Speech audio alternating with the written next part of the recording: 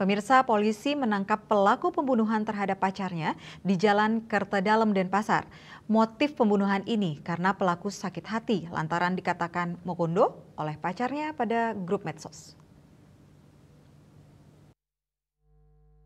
Satreskrim Polresta Denpasar Kompol Lawrence Raja Mangapul Heselo mengatakan setelah ditangkap di Solo, Jawa Tengah, pelaku Galuh Widi Asmoro 26 tahun menjalani pemeriksaan di Satreskrim Polresta Denpasar. Rencananya pelaku kabur ke Jakarta. Saat ditangkap, pelaku menabrak petugas sehingga diberi tindakan tegas terukur pada kedua betisnya. Pelaku mengaku sakit hati dengan korban karena dipermalukan di grup medsos sopir dikatai mokondo. Selain itu, pelaku juga cemburu, menduga korban punya pacar baru. Pelaku seorang duda sedangkan korban janda. Mereka berpacaran sekitar 1 tahun dan sama-sama kerja jadi sopir online. Di samping itu, pelaku ingin menguasai mobil Toyota. Mobil tersebut dibawa oleh pelaku. Namun, pembayaran kreditnya atas nama korban di salah satu finance.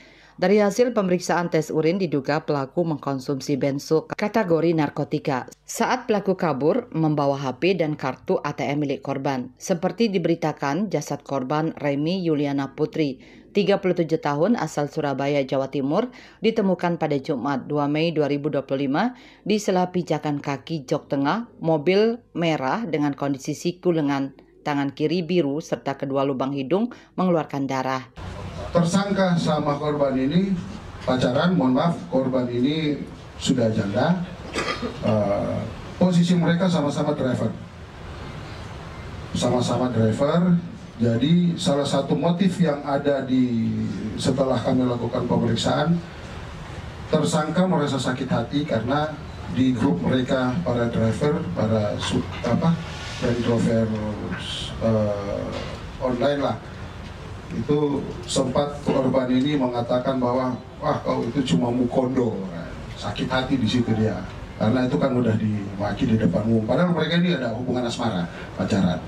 Atas perbuatannya, Galuh Widi Asmoro dikenakan pasal berlapis, yakni pasal 340 KUHP, yaitu pembunuhan berencana diancam dengan pidana mati atau pidana penjara seumur hidup atau paling lama 20 tahun. Selain itu dikenakan pasal 338 KUHP, yakni sengaja merampas nyawa orang lain, diancam dengan pidana penjara paling lama 15 tahun.